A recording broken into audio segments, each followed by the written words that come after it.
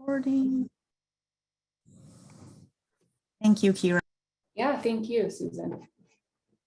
And Susan, if you could just monitor the chat, let me know if there's any questions. Actually, you know what?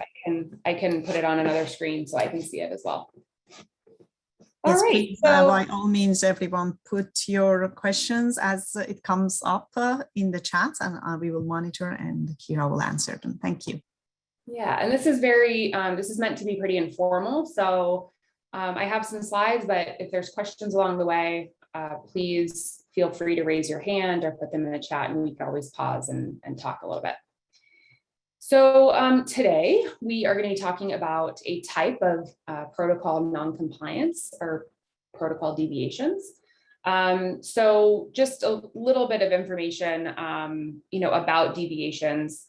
I'm sure you guys are familiar with them, and really the point of this training is deviations are going to happen throughout the course of a study. We are dealing with human subjects who make mistakes. We are dealing with humans all the time. People make mistakes.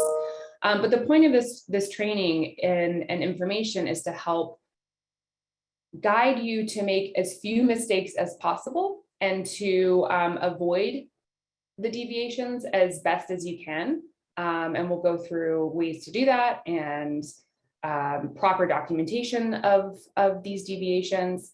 But deviations are one type of protocol noncompliance, and noncompliance in the general sense is the failure to adhere to any trial-related requirements, good clinical practice requirements, and any applicable regulatory requirements. So one deviation is not noncompliance, right? So one deviation is we made a mistake on this part of the protocol. But if it's a continued deviation and a continued throughout the trial multiple times, that's when it may be considered noncompliance. Examples of this are failure to obtain informed consent or obtaining incomplete consent, initiating changes to the protocol without prior approval, or not completing training such as CITI or HIPAA that are required per Stanford IRB. So again, some deviations are expected when conducting clinical research. However, repeated deviations from the protocol or from any applicable regulations, regulatory requirements, this is when it may become an issue of noncompliance. So here's our agenda. We're going to talk about responsibilities of the investigator, go through types of deviations, protocol deviations, repercussions for protocol noncompliance, how to properly document the deviation process. And then we're going to talk a little bit about AE and SAE reporting. And the reason that this topic is included in this training today is because the AE and SAE reporting is often one of the areas where we see continued deviations, right? AEs are not reported or SAEs are not reported because of confusion usually. About what is an AE or what is an SAE. So this has to do with following the protocol on reporting AEs and SAEs. So we're going to talk a little bit about that. And then we'll wrap up with a brief discussion about the difference between clinical research versus medical treatment. And we have a few case studies at the end of the presentation. So I've been having some issues with Poll Everywhere recently, so I hope this works. But if you go to pollev.com/SCCR1, we should be able to interact a little bit throughout the presentation.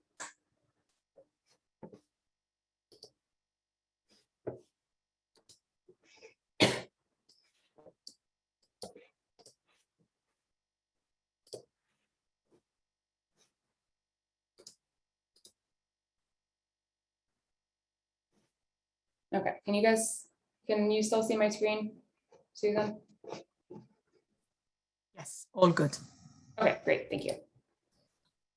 Okay, so what are the responsibilities of the investigator? And the reason I put this slide on here is it's all of our responsibility to be aware of what the regulations are around responsibilities. Of course, this does ultimately fall to the investigator, but it's all of our job to understand what these clinical studies require.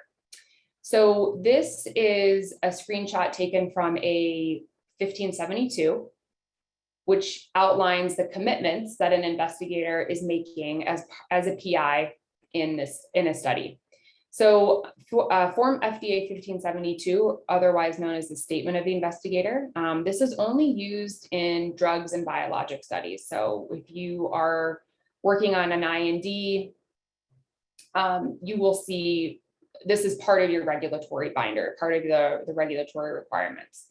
For devices or IDEs, you will have an investigator agreement.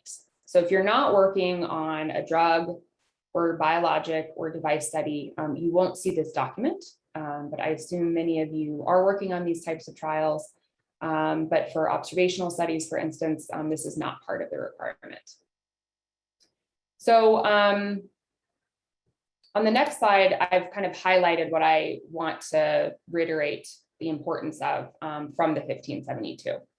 So the investigator is agreeing to conduct the study in accordance with the relevant current protocol and will only make changes in the protocol after notifying the sponsor, except when necessary to protect the safety, rights, or welfare of subjects. It is also the responsibility of the investigator to report to the sponsor any adverse events. And there's also requirements obviously related to IRB reporting as well. But that's what I wanted to highlight on this 1572 as it relates to today's presentation.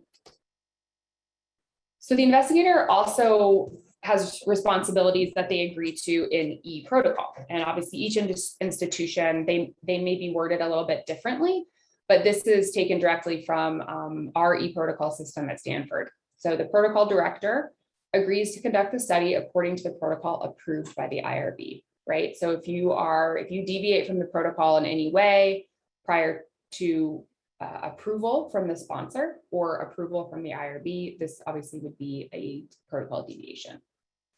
So any change in the research protocol must be submitted to the IRB for review prior to the implementation of such change. And then back to our reporting, it is the responsibility of the protocol director to report promptly any new information, complaints, possibly serious or continuing noncompliance or unanticipated problems involving risk to participants or others.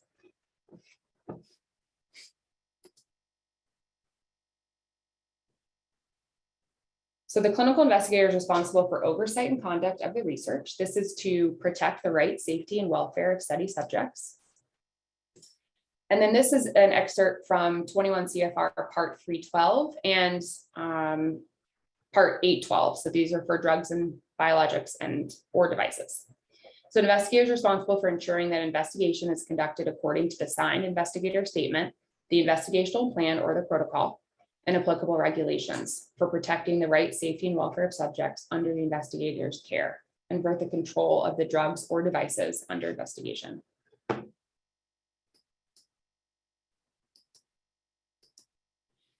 This next excerpt is taken from GCP. So the investigator is responsible for supervising any individual or party to whom the investigator delegates trial-related duties and functions conducted at the trial site. So the investigator is not only responsible for this, but they can be held accountable especially if continued noncompliance, continued to be a problem throughout the course of the study. So FDA regulations do permit sponsors to delegate their responsibilities to CROs, but the FDA does not permit the clinical investigator to delegate their general responsibilities to CROs. So again, this comes down to accountability and responsibility. This is a big job that the PI has been asked to do and is agreeing to. There's a lot of responsibilities that they need to follow throughout the course of the study. But again, I just wanted to highlight these different sections from each of these important documents, 312, 812, GCP, every single one of these documents that we follow when it comes to the conduct of clinical research outlines how important it is for the investigator to follow the investigational plan, follow regulations. And when they don't, obviously we run into issues of non-compliance.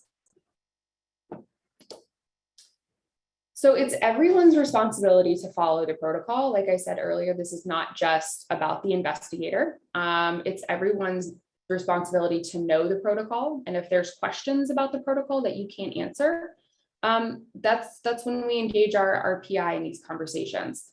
The protocol is our guidebook for the clinical trial. So this document is based on science. It's written by scientists and physicians.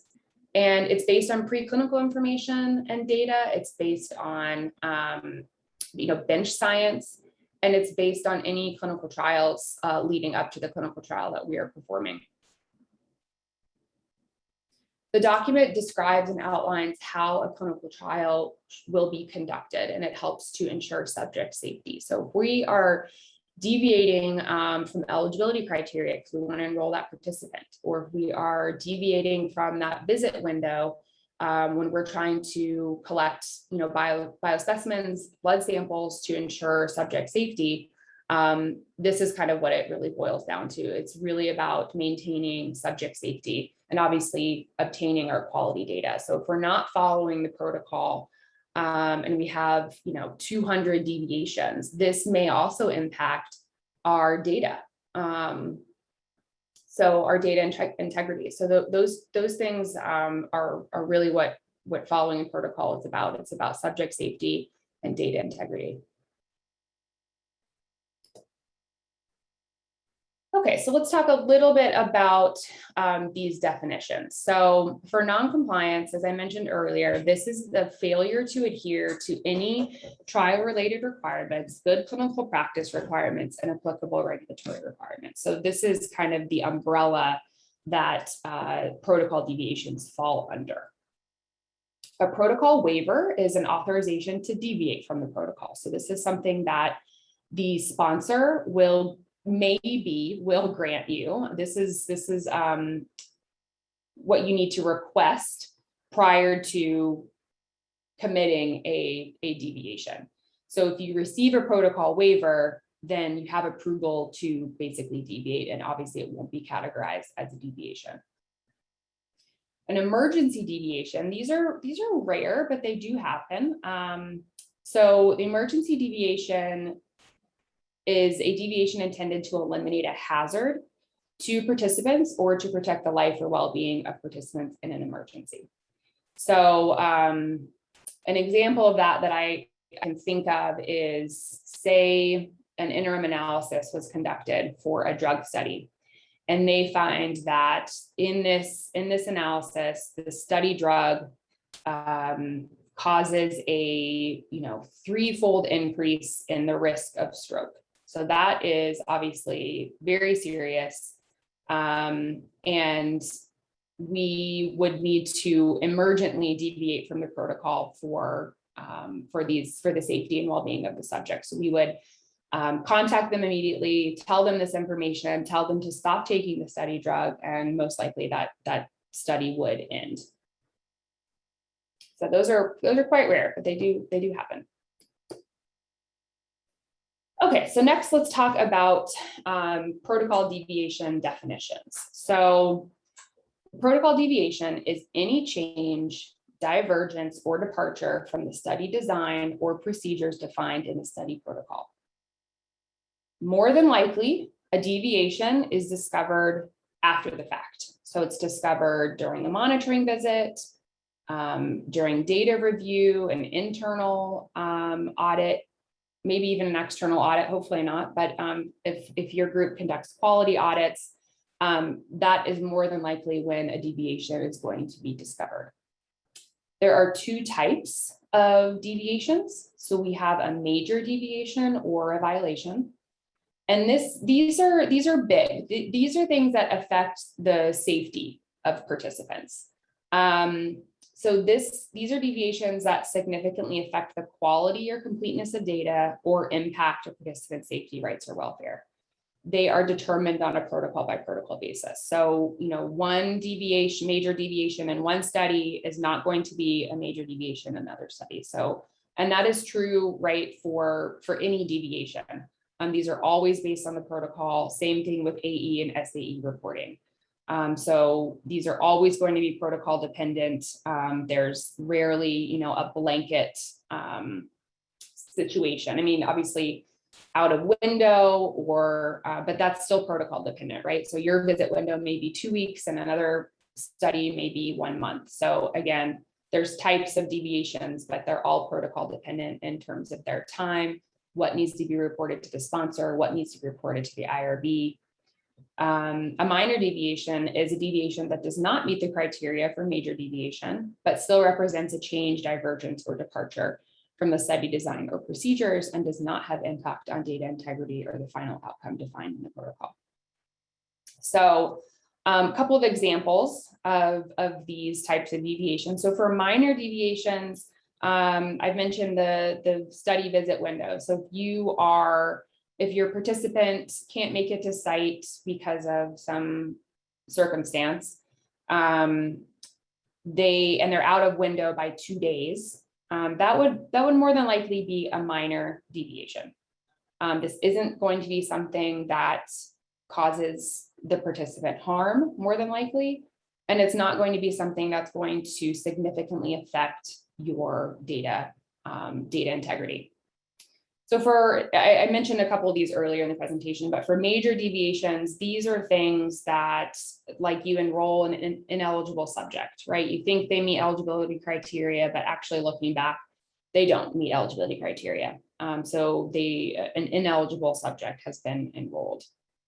Obviously, this is a potential for harm. Again, the protocol and eligibility criteria, they're all based on science.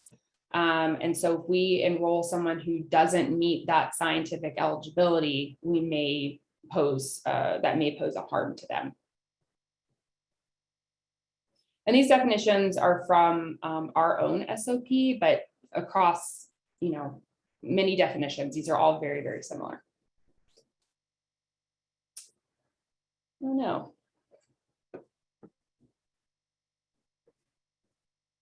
Okay, so just give me a second. We're going to try to get this poll everywhere working, because I do want to have you guys participate in this. I think it's a great way to have some dialogue and test your knowledge.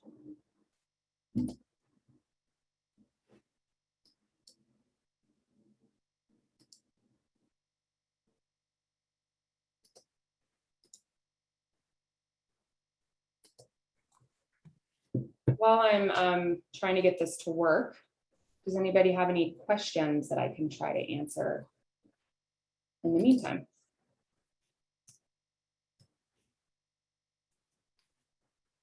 Kiera, is the poll active on your screen? It says that it's trying to connect to an external connection. You can manually activate it on your slides as well. That may only be for PCs. Oh, you are on a Mac. Yeah, That's I'm on a Mac. probably different. Yeah. And you're sharing your whole screen, correct? I was. Yeah, I was. So, sorry guys, just give me a second. See if we can make this work. Do you want me to pause the recording for now? No, that's okay. Let's try again.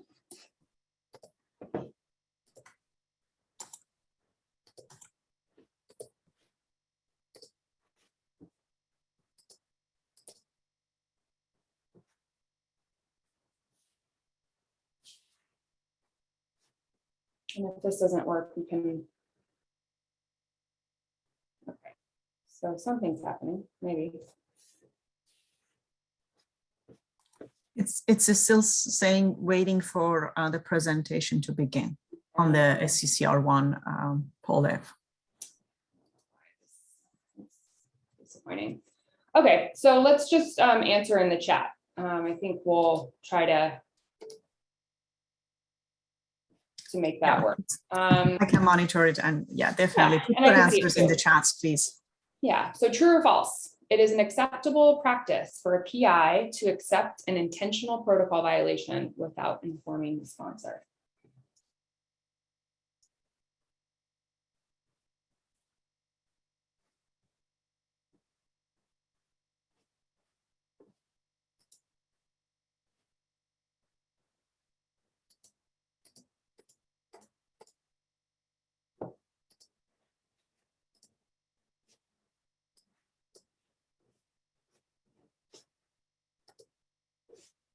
So everybody's answering false. Thank goodness.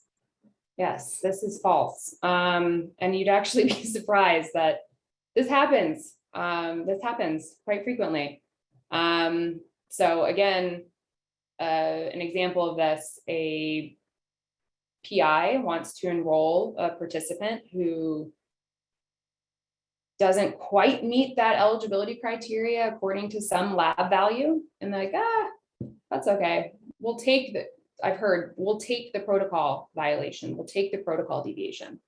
Yeah, it's not acceptable. And if you have a PI who thinks that this is okay, please remind them that it's not an acceptable practice, that we have to talk with the sponsor about these things, receive that protocol waiver in order to move forward if it is something that we are deviating from, and we know we are deviating from it.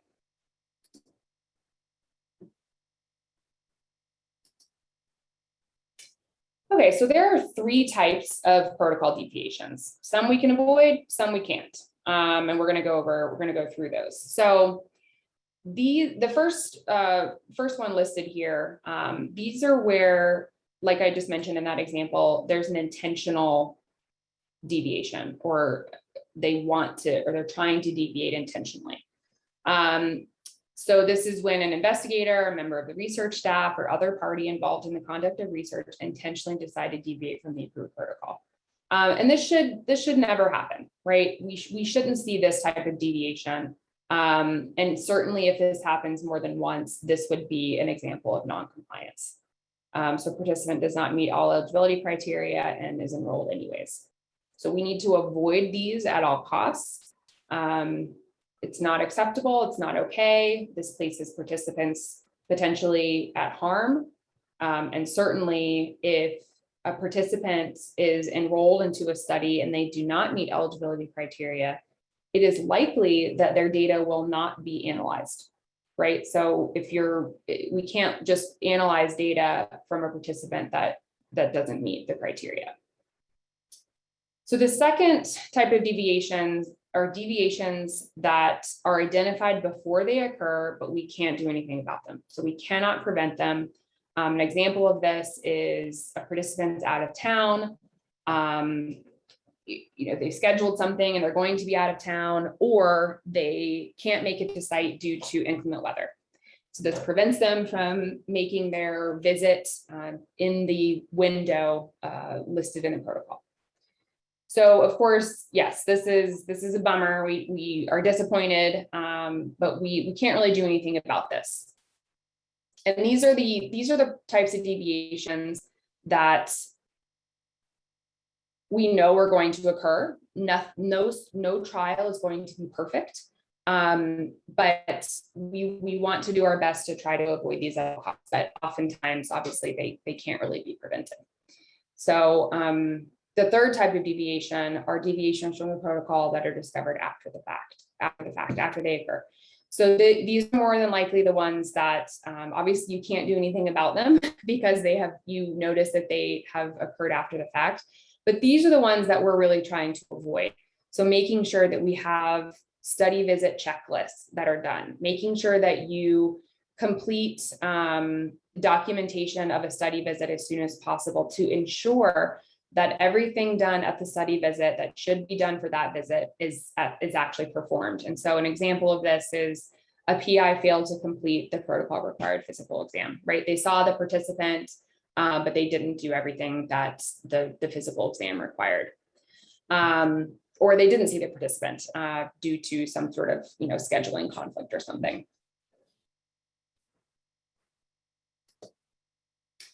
So what do we do when a deviation actually takes place? So again, if we're going to deviate intentionally from the protocol, we know we want to do this. We need to submit a protocol amendment to the IRB. We need to notify the FDA if applicable, and we need to contact the sponsor for a protocol waiver. Talk to a medical monitor if necessary. And if they approve the deviation or change, this would be a change to the protocol, we would receive the waiver from the sponsor prior to enrolling. This is an example that we talked about, enrolling participant or other change to the protocol. So in fact, obviously this would again not be a deviation because we are changing the protocol. The sponsor is aware, they've approved it, notifying the FDA if applicable, and we've notified the IRB of this protocol amendment.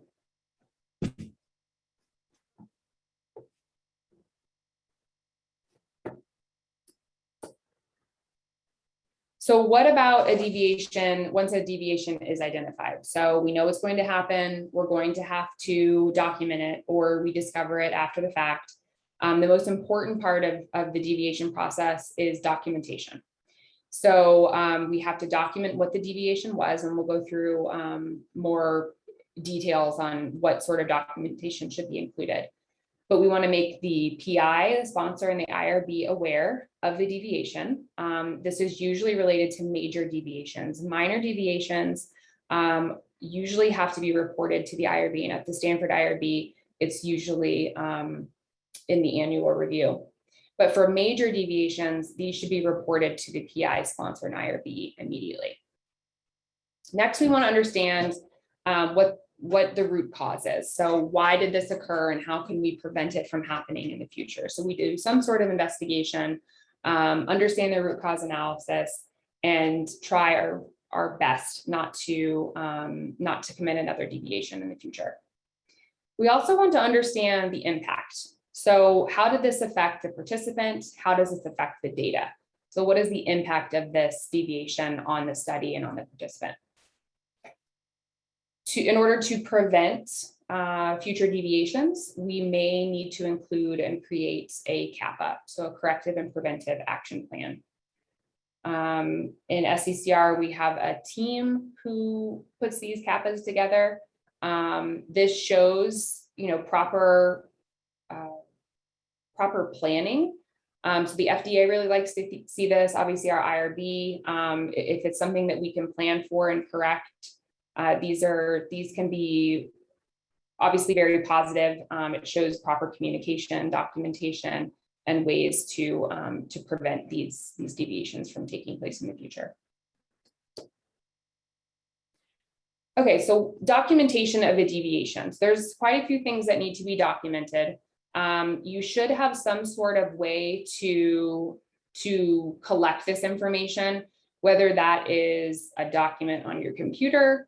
I know REDCap is utilized for this purpose. So all of the deviations are housed in one location, which is easier from an analysis standpoint or collecting the information in a central location. But you want to collect this in a standard approach, preferably the same across your studies. So there's not differences when you are reporting deviations from study to study. Now, sponsors may have different ways of collecting this information, but the information that you do collect really should be the same. So you want to describe the deviation that took place. You want to list the date that it occurred and the date that it was discovered. What is the classification? Is it major or minor? The date that it was reported to the IRB, sponsor, FDA, if applicable. If the deviation resulted in an AE or an unanticipated problem or an SAE. What was the correction or the corrective action that was taken? The closure date of the deviation, and if there was a CAPA that was created, you should list the CAPA information.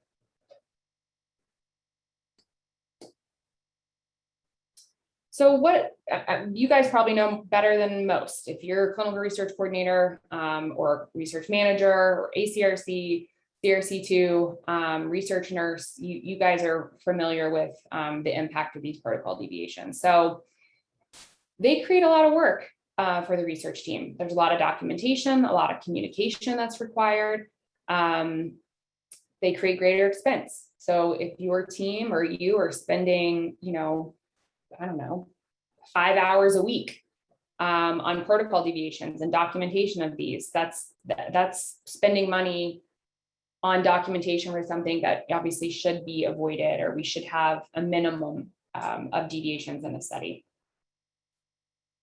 If we have a lot of deviations in a study, the sponsor may say, Stanford as a site, we don't want to work with them again because we had, 30 deviations or 100 deviations for this one study. Data that is generated may not be included in the analysis. So again, this is a lot of effort, time, money put into a study. And because of these deviations, we can't analyze or use all of that data. We've talked about this before, but it may adversely affect the safety, rights, and welfare of research subjects. So again, we talked about the eligibility example. If there are, safety labs that are needed to be drawn to ensure that liver function tests are within normal ranges. We know that this study drug, causes some liver, there's a potential for liver toxicity. So we're monitoring liver function tests.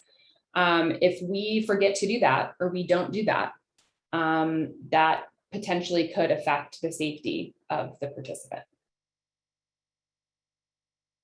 And it may or may not adversely affect the scientific validity of the research. So depending on the type of deviation, how many deviations, we may be looking at affecting the validity of the study, the validity of the data.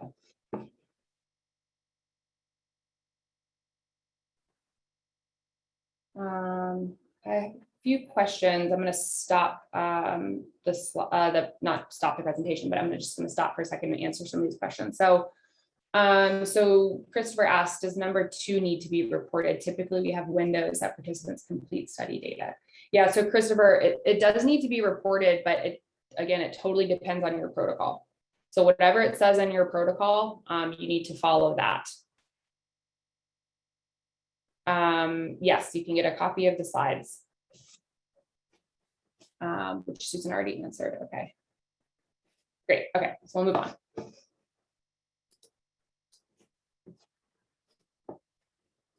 Okay, another true false question. PIs can be disqualified from performing research activities. It looks like the poll is working. I just pulled it up. So you can answer in the chat, or you can try to pull up the poll. The poll's working for me. Yeah, so people are answering. Great. So PIs can be disqualified from performing research activities for continued noncompliance. I'll give you guys just a couple seconds to answer.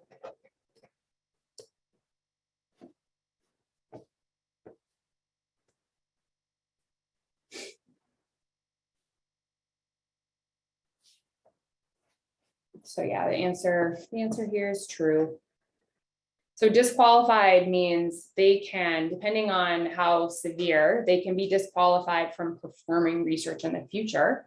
And then depending on the situation, I mean, it's possible, I guess, that, there could be some issues with licensure. It could affect their license. It's a question in the chat as well, Kiera. It says, I had a question. Instead of phone screening and consent as listed in the original IRB, we found e-screening and e-consent to be better and get more response. Will that be considered a protocol deviation or a protocol amendment? Good question. So however it's listed in the IRB application, if there's a change to that, if you said we are going to screen and consent participants just by phone, and now you're doing it electronically, you need to submit an amendment. So if you didn't submit an amendment and you went ahead and e-screened and e-consented that would be considered a protocol deviation. Is this a sponsored study or investigator initiated? Okay, it's not a sponsored study, it's an investigator initiated study. So yeah, and whatever's, is it written in the protocol how participants will be consented?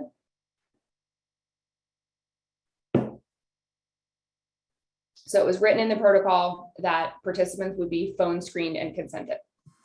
Yes, in the Yeah. So if you deviate from that, right? So that's what the IRB has approved. That's what you say you're going to be doing. So if you deviate from what the IRB has approved and what's in your protocol, that would be considered a protocol deviation, and you would need to document that.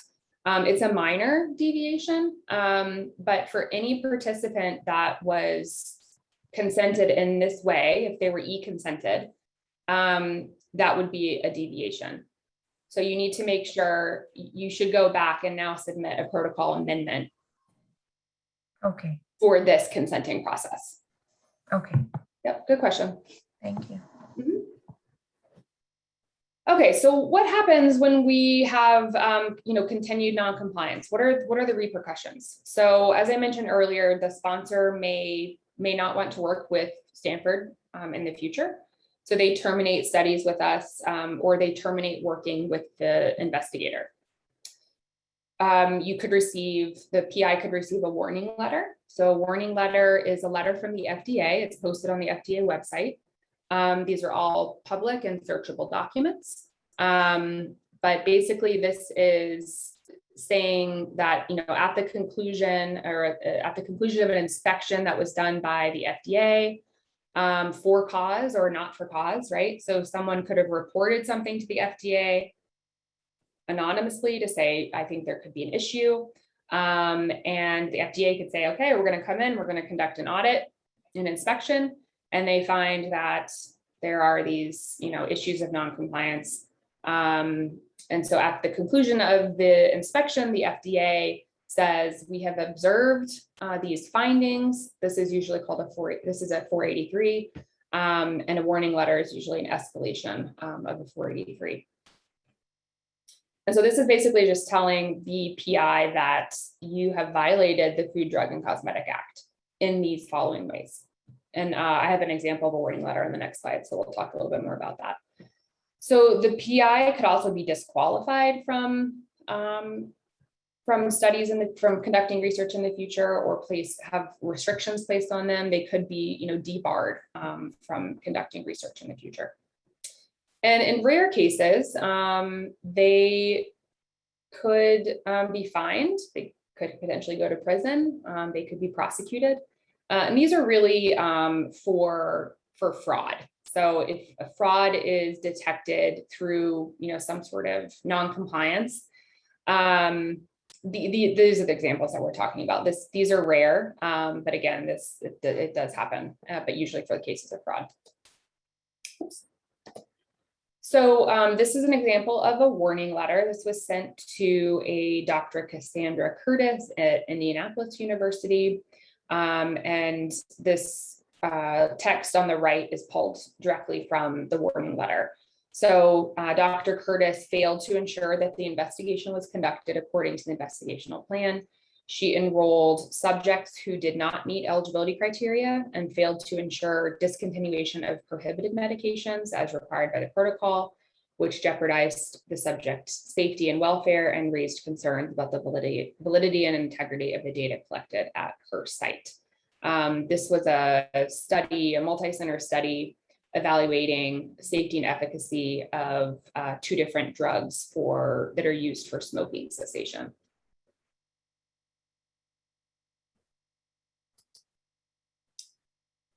Okay, so the next example I have here, this is a nidpo letter. So nidpo stands for Notice of Initiation and Disqualification Proceedings, an opportunity to explain.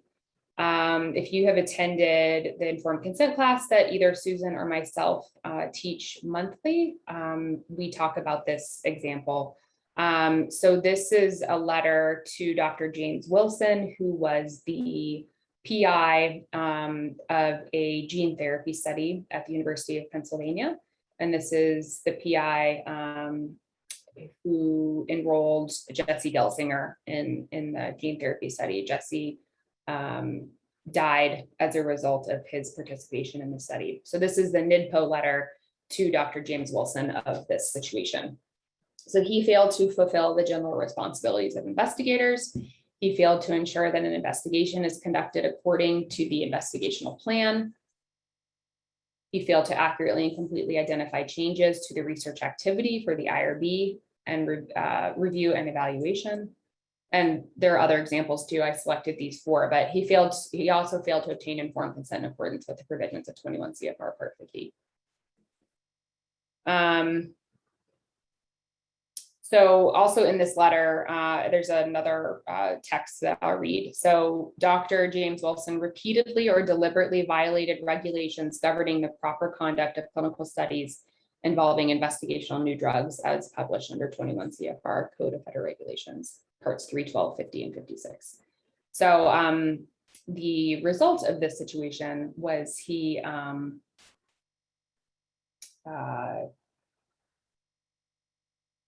didn't lose his license, unfortunately. I think he probably should have. But he was kind of banned from participating in research as a PI for 5 years from the FDA. Okay, so I have a question in the chat. What are the most common circumstances one would need to report non-compliance to the FDA?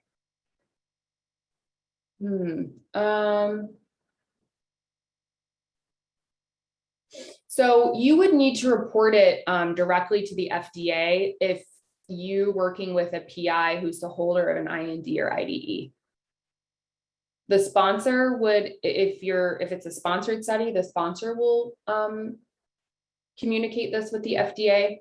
But if the PI is the holder of the IND or IDE, this would be why you would need to communicate with the FDA. And the examples that I can give are the deviation, the major deviations. You probably wouldn't need to communicate regularly or for cause with the minor deviations. But for major deviations, like, enrolling in an eligible subject, or, failure to monitor the ongoing safety of research subjects. Those are circumstances where you need to report to the FDA.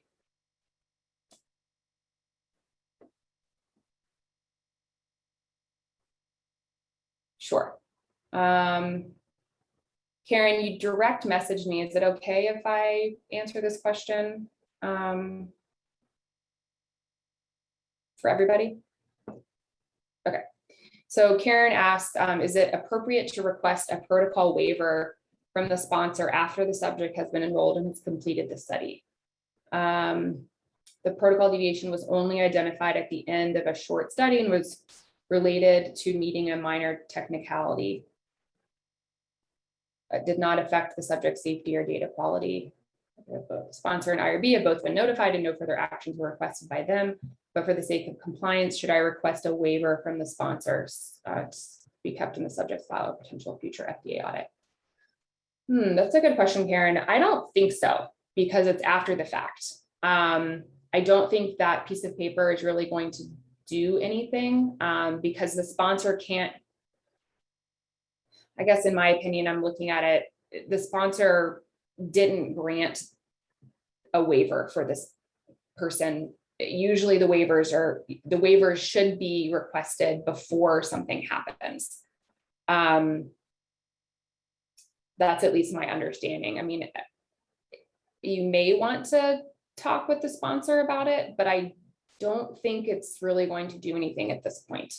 Again, any sort of waiver should be done before the fact instead of after the fact. But worth a conversation, I think, with the sponsor. Okay, so let's talk a little bit about adverse events. Again, the reason this information is included in this presentation is that there are a lot of mistakes, deviations made when it comes to reporting AEs. What constitutes an AE, an SAE from study to study?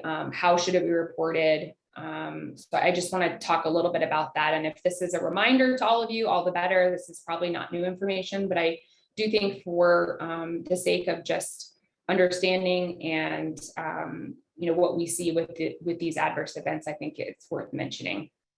So always, always, always start with your protocol. So again, any adverse event, SAE, these are going to be protocol specific. As I mentioned earlier, one AE in study A is not going to be the same thing in study B. But when you think about adverse events, these are any untoward, unwanted, bad medical occurrences that occur with a study subject. These are signs, symptoms, lab abnormalities, or experiences which occur during the course of the study that is not of benefit to the subject and was not present at baseline. So an example that I use with this is if a participant is enrolled in a study and they are walking down the street and step off a curb and roll their ankle, sprain their ankle, break their ankle, is this an AE? And you can answer me in the chat. Would we document this as an AE, yes or no?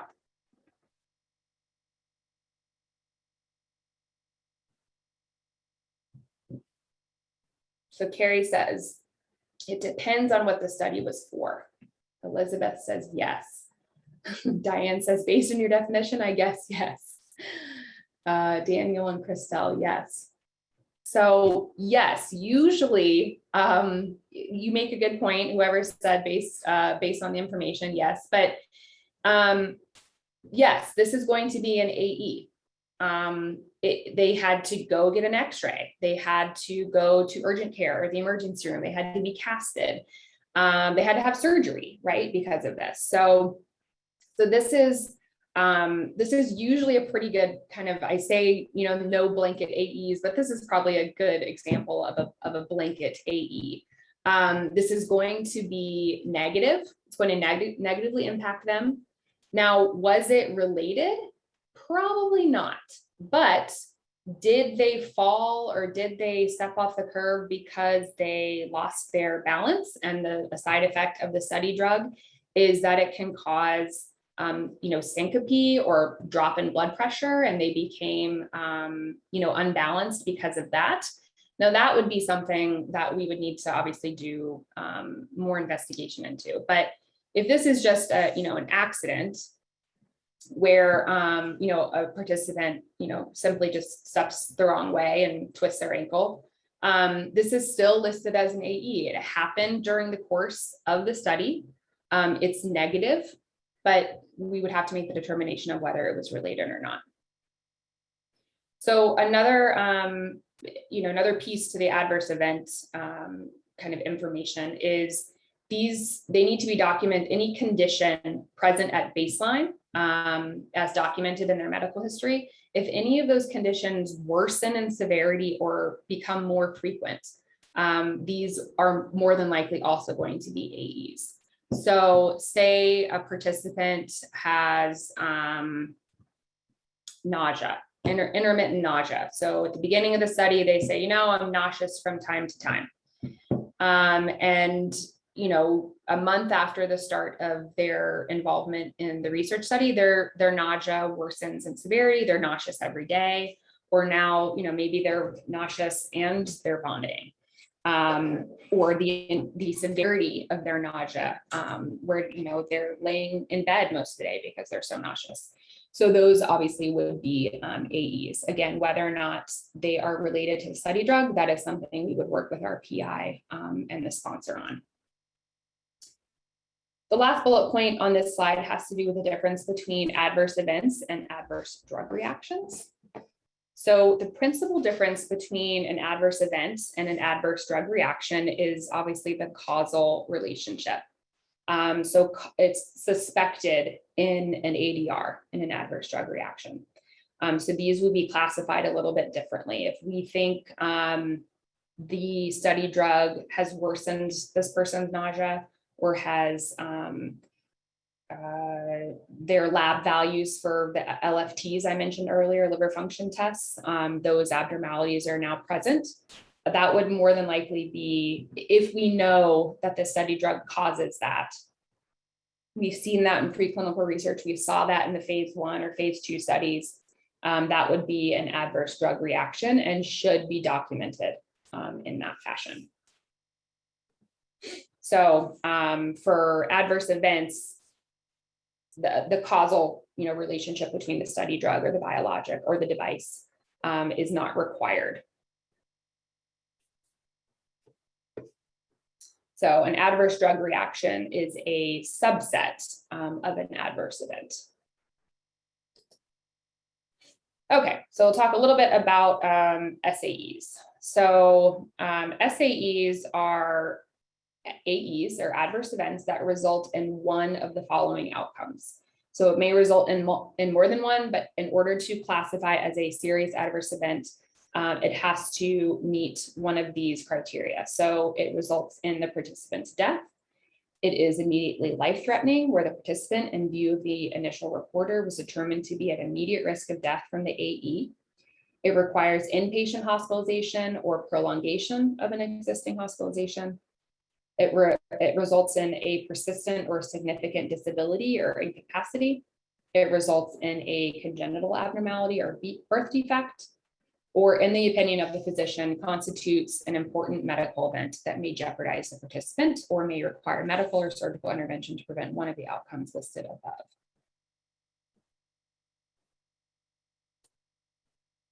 And I have received questions before, oftentimes when we collect information about serious adverse events, right, we hear the participant's spouse or the participant's grown child contacts the site. They know that their wife or husband or parent is enrolled in the study.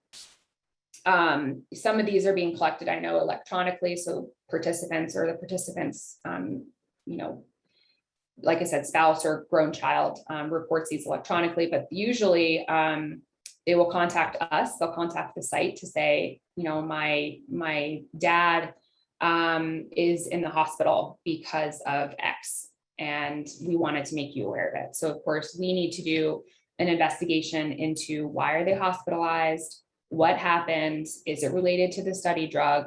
More than likely, we do not collect all the information in those couple of minutes or hour that we're doing some research, but you need to submit that information to the sponsor. Obviously, working with the PI, you need to submit as much information to the sponsor.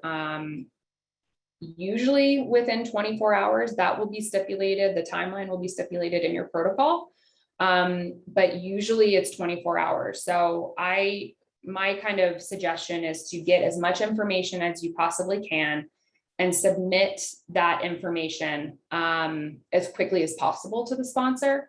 And then once more information becomes available, then you would amend or add to the serious adverse event form. Okay, let's move on to SUSARs. So a SUSAR is a serious and unexpected but suspected adverse reaction. So it's serious, it meets the criteria that I just listed on the previous slide.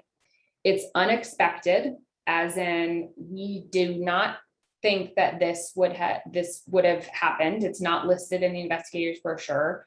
There's no other information about this type of event, but we suspect that it is related because there's nothing else that would suggest that it's something else, right? It's not part of their medical history. They've never had this issue before.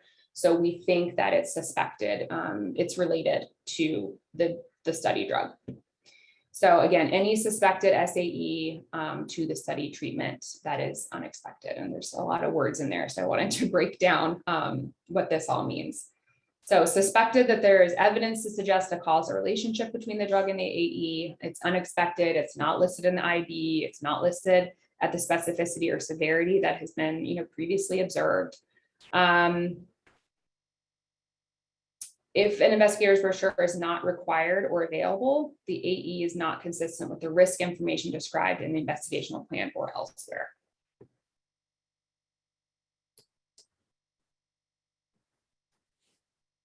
Safety reporting. So again, I mentioned this earlier. So you want to immediately report, usually within 24 to 48 hours, any serious adverse events outlined in the protocol. And this is reporting to the sponsor. But this again will be in your protocol. So you need to follow what the sponsor is requesting.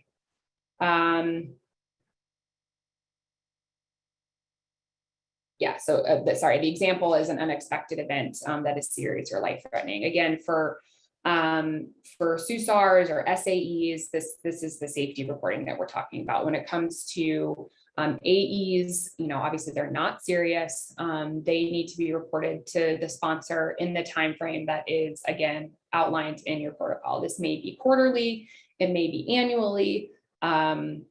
So just something, it may be after each study visit, whatever the case may be, but that will be outlined in your protocol. And just you need to report things according to the timetable that's outlined in the protocol. What about for reporting to the Stanford IRB? So events that require prompt reporting to the IRB, we're going to go through now. So unanticipated problems, UPs. So UPs are involving risk to participants or others. It must meet all of the criteria listed below. So it must be unexpected in terms of nature, severity, or frequency. It must be related to participation in research, or there's a reasonable possibility or likelihood that the incident, experience, or outcome may have been caused by the procedures involved in the research, and it must be harmful. So the research places the subject or others at a greater risk of harm, including physical, psychological, economic, or social, than was previously known or recognized. So again, this is for Stanford reporting of unanticipated problems. It must meet all of the criteria in order to be listed as a UP. If you're working with a central IRB, they may have different requirements for reporting and timing regarding your deviations or AEs, SAEs. So just make sure that you understand what those differences are and work with that central IRB on the reporting and the reporting timelines.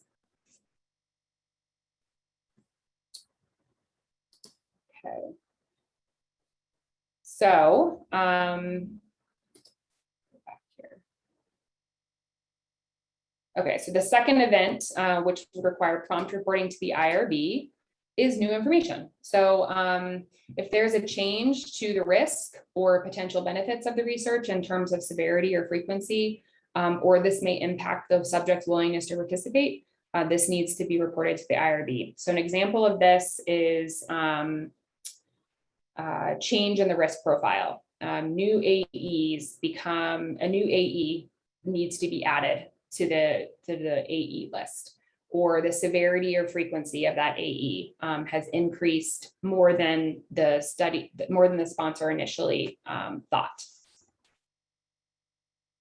And a comment just about this: sponsors will often want you to report as much information, to the IRB as they think is necessary, but just make sure that you're following whatever your IRB reporting requirements are. So if you're working with the Stanford IRB, or if it's a central IRB, just because a sponsor says, well, you need to report that, just make sure that you're following the reporting requirements. Don't kind of be bullied into thinking just because a sponsor says something that you need to do it. So just make sure that you're following the criteria outlined by Stanford or outlined by your central IRB. Okay, and then the last thing that I wanted to mention here for events that require reporting prompt reporting to the IRB are, again, noncompliance.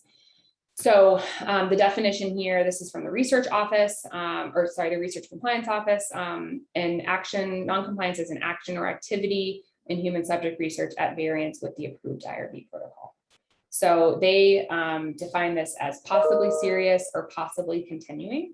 So possibly serious is noncompliance that affects the rights and welfare of human subject research participants. And possibly continuing is that there is a pattern. So there's been repeated, continuance of these deviations. So according to the Research Compliance Office, it says it's a pattern of noncompliance that continues to occur after report of noncompliance, and a corrective action plan has been reviewed and approved by the IRB, but after an investigation has been, after investigation has been warned to correct errors or noncompliance, or a circumstance in which an investigator fails to cooperate with investigating or correcting noncompliance. So this is a continuation or a pattern of something that has been addressed, and that continuance obviously is continuing throughout the course of the study, and this would be an example of continuing noncompliance. I'm just looking at my notes to make sure I covered everything I wanted to.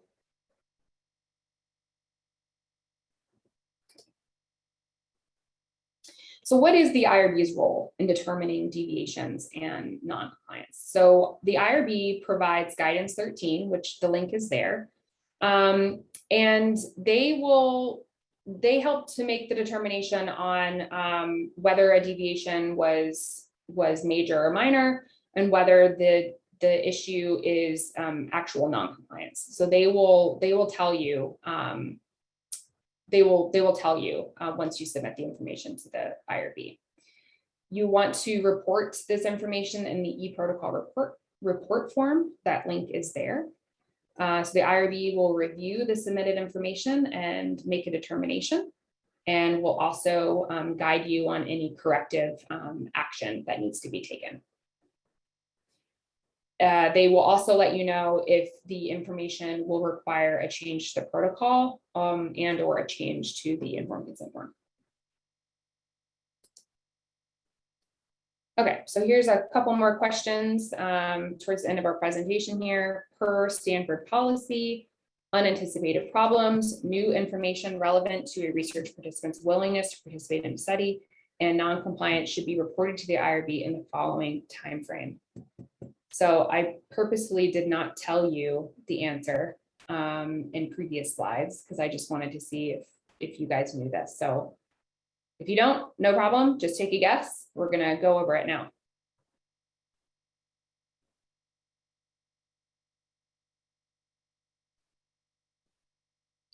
So a lot of people, almost half of you have said A, within 24 hours. 20% or so, 25% within 3 working days. Okay, we're going back and forth a little bit here. All right, thanks for participating. So I'm shocked. So nobody put 10. It's actually 10, 10 working days. The answer is D. But I really like that you guys think it's sooner. And I would actually report it as soon as possible. So the IRB says within 10 working days, but that's a long time. I think that's a long time to wait. It's Stanford policy, so follow the policy. But if there's new information, unanticipated problems, or there's issues with compliance, continued non-compliance, I would report that as soon as you have the information available. But the IRB policy is 10 working days. And just another kind of piece to that is if it's investigator initiated, you have kind of more information or should have more information available to you if it's investigator initiated. If it's sponsored, that timetable changes a little bit. So, and the reason for that is the IRB wants the information once a monitor has assessed the event. So the IRB wants kind of another person to make an assessment on whether this is a UP, whether this is new information, whether this is non-compliance. So if it's a sponsored study, it's 10 working days once a sponsor or a monitor has assessed the event. That makes sense. Hopefully that makes sense. Okay, moving on to this true false. Unexpected deaths or life-threatening experiences related to the research at Stanford, or when Stanford is the coordinating institution in a multi-site study, must be reported to the IRB within 5 working days from a protocol director learning of the event.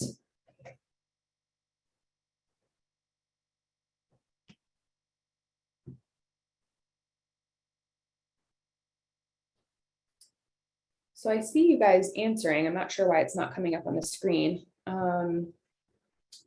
Right now it's 67% of people say true, 31 say false. Give you guys another couple seconds.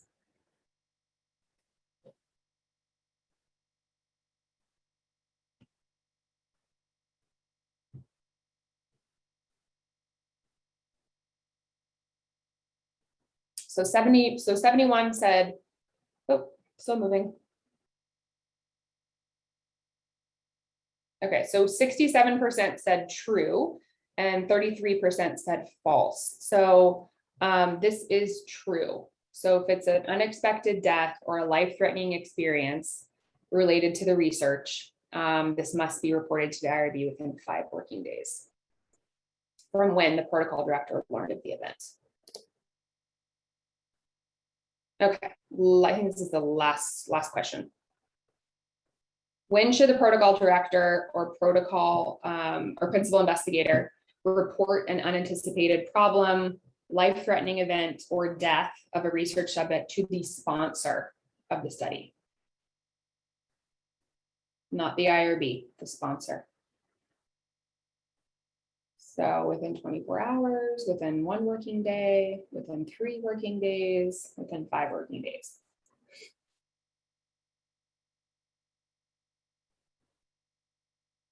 Okay, so thanks for participating, everybody.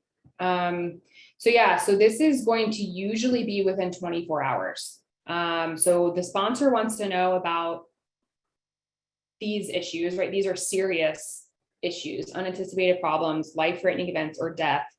They want to know about this ASAP. So collect the information, and I would say collect as much information as you can once you are made aware of this, and submit it by the end of the day. I know, collecting that information can take a little bit of time, but they want to know about this ASAP. And then again, as more information becomes available, you can make them aware of any updates. But this has to do with subject safety. And if the study drug is placing participants at greater risk, obviously they want to know about this, and it could warrant, right, some sort of pause in the study. Maybe we ask the participants to stop taking the drug, depending on how frequent this is happening, right? If it's 1 out of 1,000, probably not. But if it's 200 out of 1,000, there may be some. Certainly 200, that's a lot. But 50 out of 1,000, they're going to want to take a closer look. Okay, so just a couple more slides and some case studies. So wanted to just talk a little bit about the difference between clinical research versus medical treatment. So I know this may sound like, well, of course there's a difference, but you would be surprised. And I just want to spend a couple minutes on this. So clinical research follows regulations, right? We have regulations in place to protect the research subjects. We have tons of examples of where we have taken advantage throughout history of research participants. So we have good clinical practice, we have FDA regulations in place to protect the rights, well-being, and safety of research participants. So there are very specific requirements for following the protocol, for record keeping, for drug accountability. And good clinical practice with clinical research is not the same as good clinical practice in caring for patients. So medical treatment, we have guidelines, we have experiences with physicians and clinicians who are caring for our participants. So they make judgment calls. Medical care, clinical care is usually, an art form. One, medication may not work for one patient, but works for another.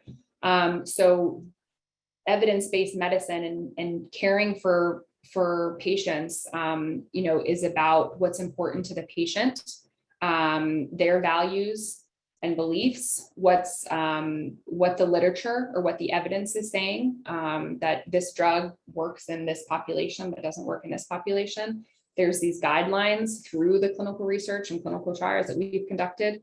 Cardiovascular medicine is a great example. They have a ton of guidelines on how to best care for patients. So there is just this very big difference in following a protocol in clinical research versus, best care for a patient, right? They're even called different things, right? They're patients versus participants.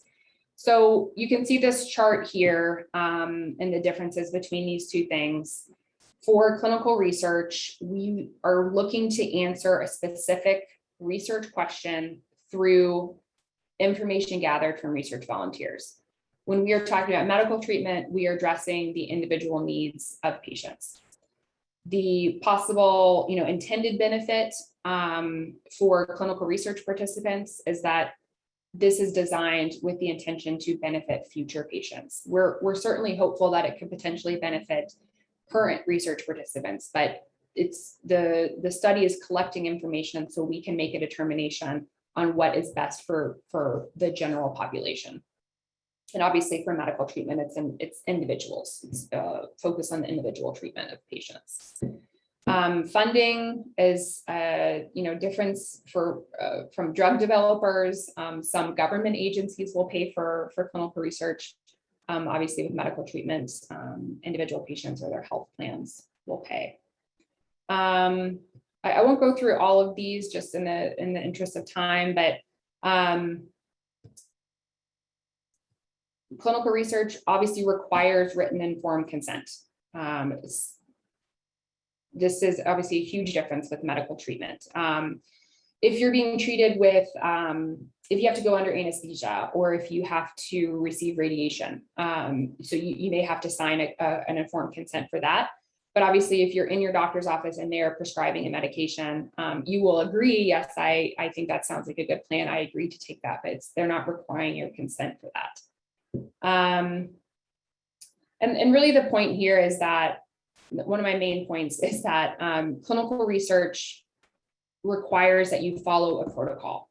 So it's the same, it should be the same for every research participant compared to medical treatment, which is going to be, dependent on each patient. The eligibility for their participation in clinical research is per protocol, according to protocol. Medical treatment for participants is going to be at the provider, the clinician's discretion. So any questions about this slide and the difference before we move on to some case studies? So I have a couple case studies and then a couple more poll everywhere questions, and then we'll wrap up. So here's an example of serious non-compliance. So there was a lack of PI oversight and miscommunication among the sub-investigators who were involved in this study. The protocol process was set up so that the PI's CRCA, or the CRCA who was working on the study, was informed by a surgeon who was a sub-investigator of potential subjects who would require consent for this study.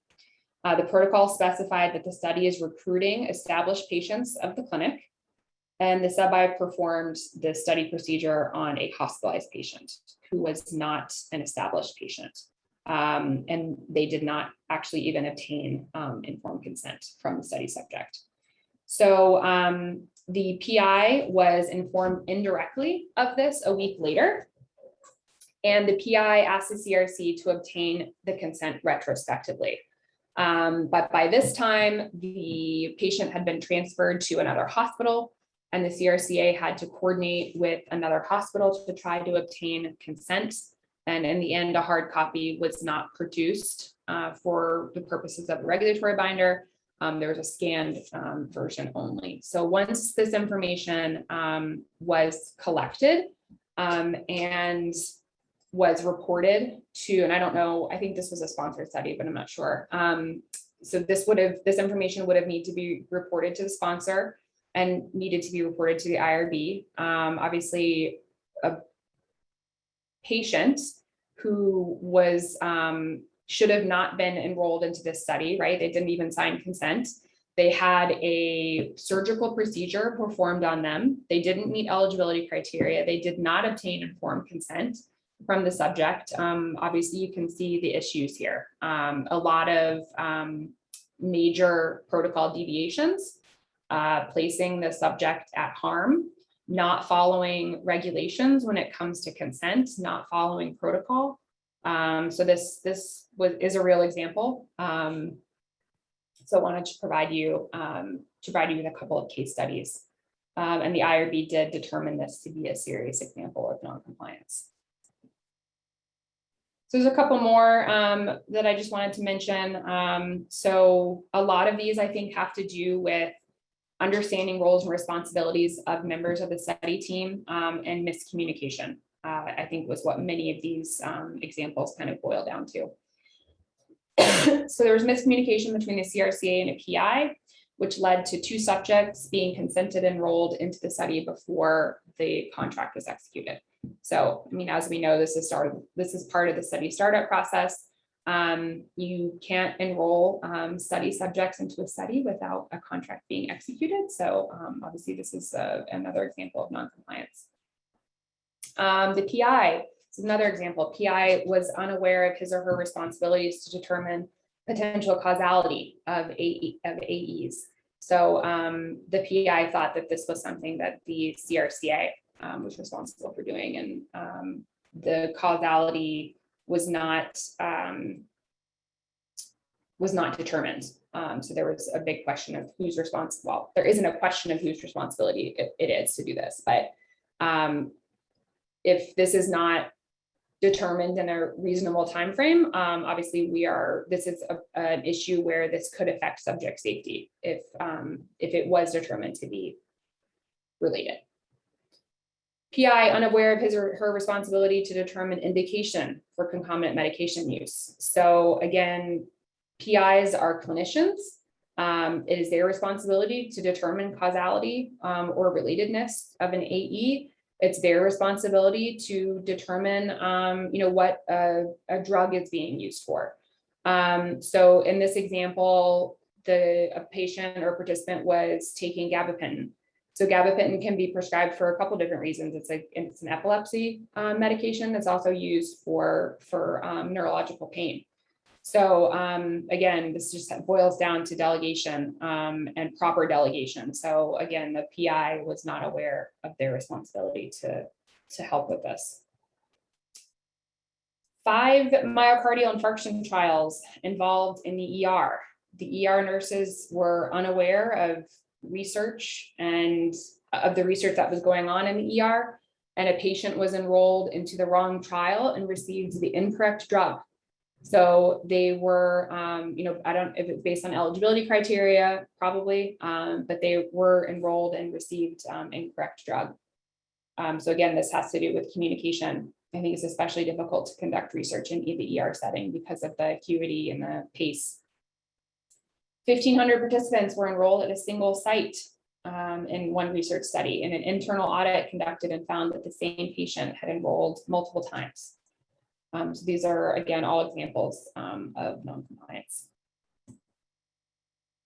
Okay, so getting back to our kind of medical treatment versus clinical research question.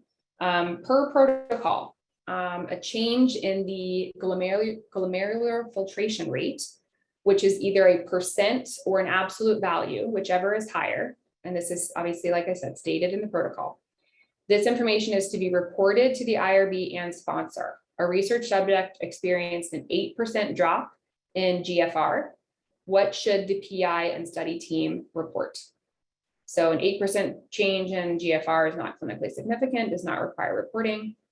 An absolute value of 10 should be reported to the IRB and the sponsor as an AE, or an 8% change in eGFR should be reported to the IRB and the sponsor as an AE. Okay, some people are saying, let's see, some people are answering in the chat. So let me go back. So one person said B, a couple people said A, a lot of people saying C. Most people who are doing this on the poll are saying C. So, so let's kind of break this down. So more than likely, clinically, an 8% change in GFR is not clinically significant and would more than likely not affect the patient. 8% is pretty small.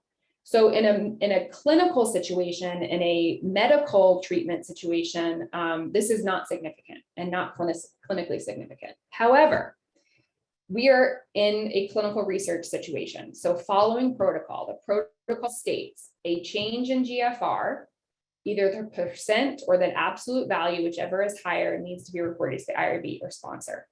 So the answer here is actually B, because the absolute value of 10 is higher than 8%. So kind of close for everybody who answered C, but the correct answer is B, because the absolute value of 10 is higher than 8%, and that's just what the protocol stated. So the reason that this is included in this as an example is originally the PI did not report this because they said, well, this isn't clinically significant, so I don't need to do anything about this. Again, it boils down to following protocol. And the protocol said, if there is a change in GFR, you need to report it no matter what it is. If it's a percent or an absolute value, whichever is higher, it needs to be reported as an AE to the sponsor and to the IRB. Okay, what about this next one? A research subject's blood pressure was performed at a baseline visit and was 120/80. At a subsequent follow-up research visit, the blood pressure was 95/55. What is the study team's best action? Repeat the blood pressure in 15 minutes and report the second blood pressure if higher. Report the 95/55 blood pressure as a grade 3 AE to the sponsor and the IRB, and repeat the blood pressure to ensure blood pressure stability. The subject was asymptomatic. Blood pressure does not need to be reported.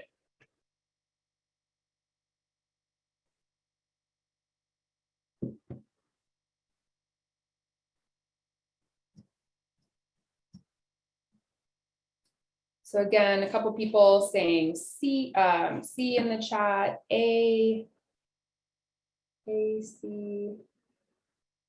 A couple people saying B. All right, all my B folks out there, you guys got this one right. Good job. So yeah,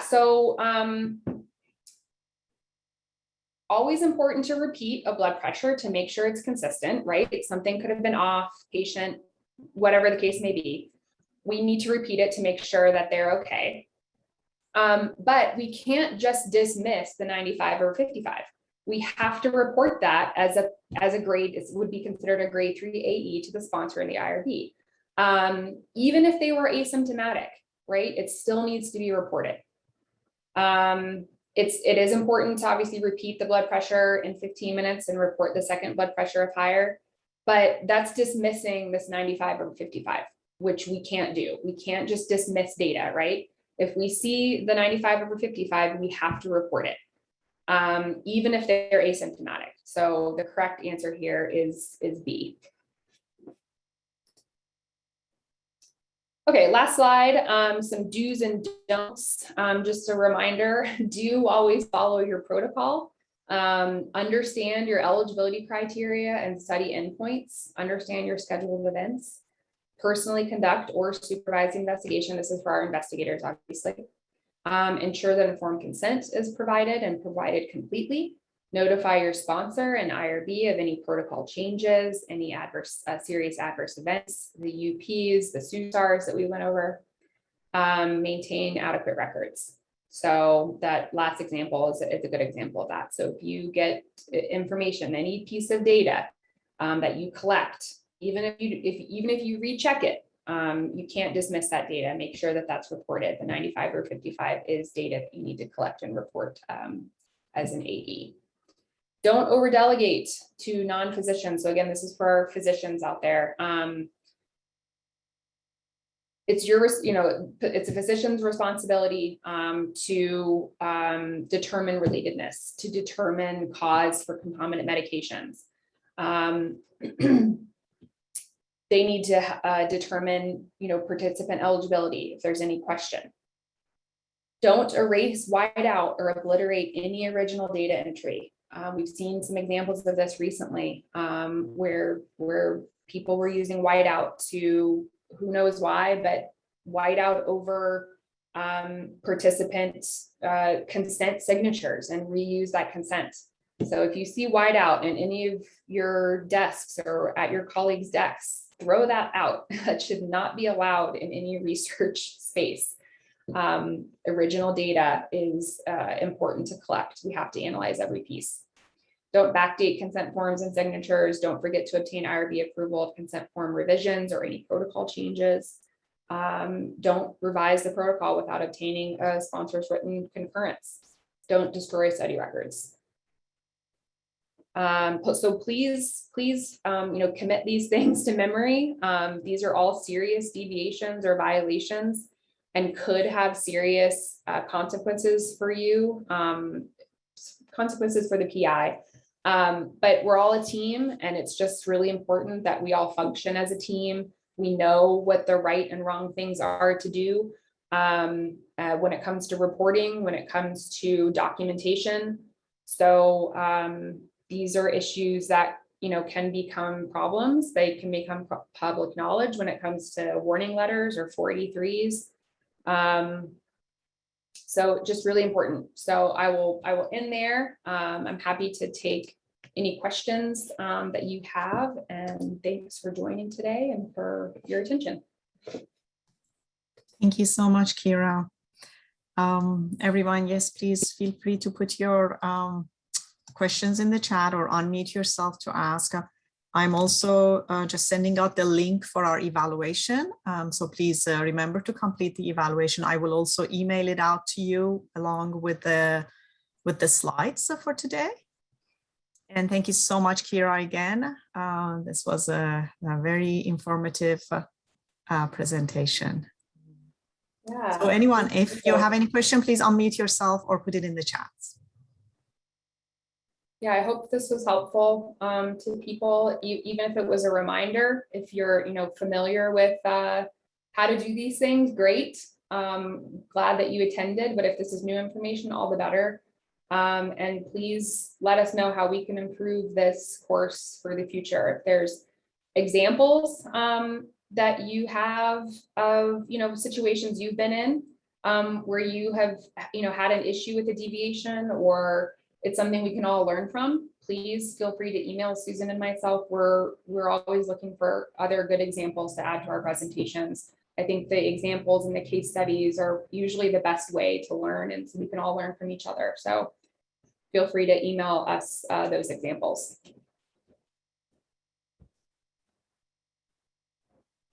All right, I'm going to stop recording, Susan. Yes, thank you.